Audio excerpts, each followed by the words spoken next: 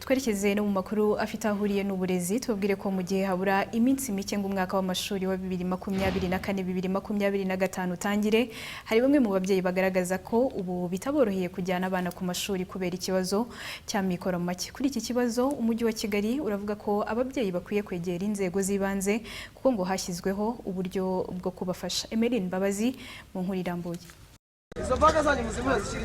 Ni iminsi mike cyane isigaye ngo ibiruhuko birangira abana basubire ku mashuri. Icyakora bamwe mu babyeyi baravuga ko bitaboroheye. Abantu bamwe muri bo twaganiriye baravuga ko kubera ikibazo cy'amikoro make bitaboroheye kuba abana babo basubira ku ishuri. Kujyana abana ku ishuri byatugoye cyane ku buryo n'ubu ngubu tuvugana nitwaje twa biroti twabo biga ngo ndebe ko nabona ubufasha hano ku karere. Ubu ndatwitwaje ndi kujya gusaba ubufasha ngo ndebe ko bajya ku ishuri.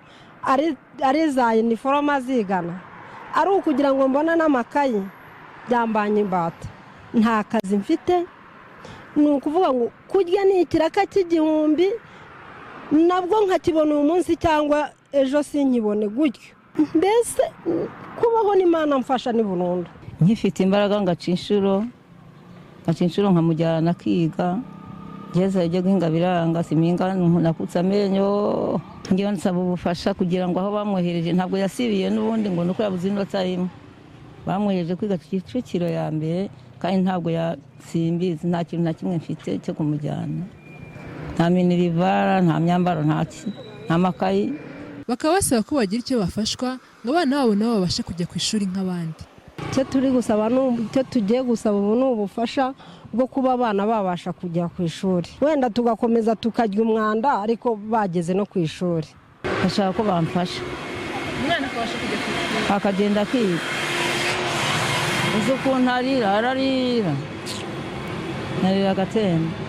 Kuri iki kibazo ntirenganya Emma Claudine, umuyobozi mukuru ushinzwe itumanaho n'uburezi mu mujyi wa Kigali, aravuga ko bakegera inzego z'ibanze kuko ngo ari uburyo bwo kubafasha kugira ngo ababyeyi bafite amikoro make abana babo babashe kujya ku mashuri nk'abandi. Birumvikana ababyeyi bundi baba babizi ko abana bazajya ku ishuri, baba bagomba gukora iyo bwabaga.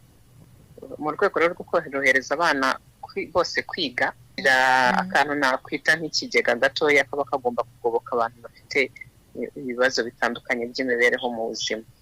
Inzego z'ibanze nizo yegera hanyuma akababwira ikibazo afite kuko ni nabo baba bagomba kureba kuko niba icyo kibazo gihari.